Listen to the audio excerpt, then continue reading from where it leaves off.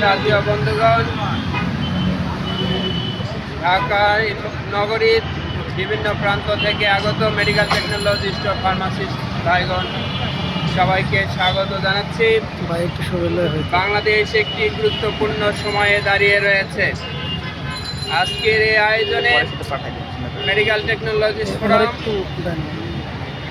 জাতির এই ক্রান্তি লগ্নে একটি গুরুত্বপূর্ণ আহ্বান নিয়ে সাধারণ মানুষের সামনে এসে দাঁড়িয়েছে।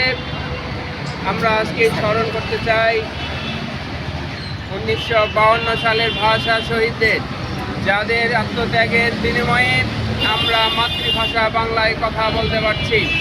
আমরা স্মরণ করছি 1971 সালের সংগ্রামের, যারা নিজেদের জীবনকে উৎসাহিত করে হাজারো মা বোনের ইজ্জতের বিনিময়ে দেশ স্বাধীন সার্বভৌম রাষ্ট্র হিসাবে স্বীকৃতি পেয়েছে। সেই সকল মুক্তিযোদ্ধাদেরকে আমরা স্মরণ করি। আমরা স্মরণ করি 24-এর গণ অভ্যুত্থানে যারা নিজেদের জীবনকে উৎসর্গ করে ফ্যাসিবাদ মুক্ত একটি নতুন দেশ উপহার দিয়েছে। আমরা আরও স্মরণ করি সেই সকল পরিবারের সদস্যদেরকে, যাদের পরিবারে কেউ না কেউ আহত অথবা শহীদ হওয়ার মধ্য দিয়ে পরিবারের একমাত্র উপার্জনক্ষম ব্যক্তি অথবা পরিবারের একমাত্র সন্তান এই যুদ্ধে নিজেকে উৎসর্গ করার মধ্য দিয়ে তারা একটি নতুন বাংলাদেশের স্বপ্ন দেখে তাদের জীবনকে অতিবাহিত করছে। আমরা পেশাজীবী হিসাবে এদেশের মানুষের কাছে আহ্বান পৌঁছে দিতে চাই। আমাদের আজকে দাঁড়ানোর একটি গুরুত্বপূর্ণ বিষয় হচ্ছে, স্বাধীনতার 54 বছর পরে আমাদেরকে আবারও প্রশ্নের সম্মুখীন হতে হচ্ছে। আমরা একটি ভৌগোলিক সীমানা পেয়েছি, কিন্তু আমরা কি সত্যিই স্বাধীনতা পেয়েছি?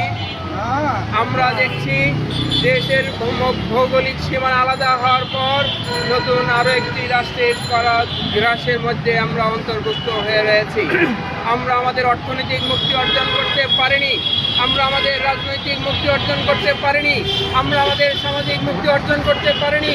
আমাদের কৃষ্টি কালচার একটি গভীর শক্তির মধ্য দিয়ে একটি ঘেরাও হয়ে রয়েছে।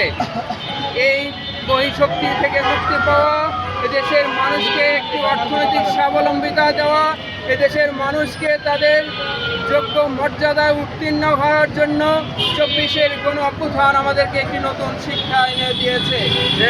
সুতরাং সেই শিক্ষাকে সামনে নিয়ে আমরা দেখছি এদেশের আইন প্রয়োগকারী সংস্থা রয়েছে, এদেশের আইন কানুন রয়েছে, কিন্তু সাধারণ মানুষ তার সেই আইনের সুবিধা ভোগ করতে পারছে না। তাদের কাছে বিচারের বাণী যেন ক্রন্দন করছে। এই মুক্তির জন্য আমাদের সামনে আগামী 12 তারিখ একটি সংস্কারের আহ্বান সামনে এসে দাঁড়িয়েছে।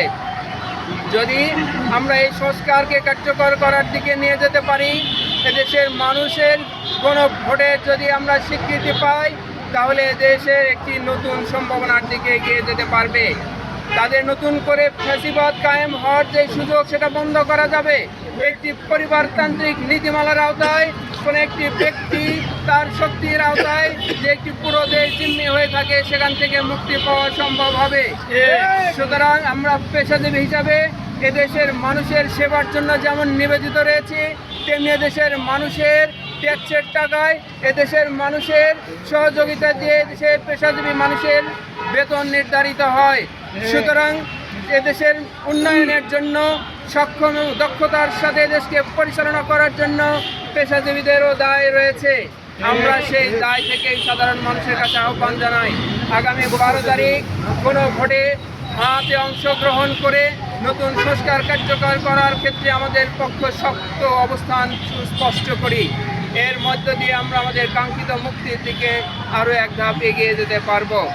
সংগ্রামী ভাই এবং পেশাজীবী বন্ধুগণ, আমরা আমাদের সকল পাড়ায় মহল্লায় আমাদের কমিউনিটিতে প্রত্যেকের কাছে আহ্বান জানাতে চাই, গণভোটে অংশগ্রহণ করুন।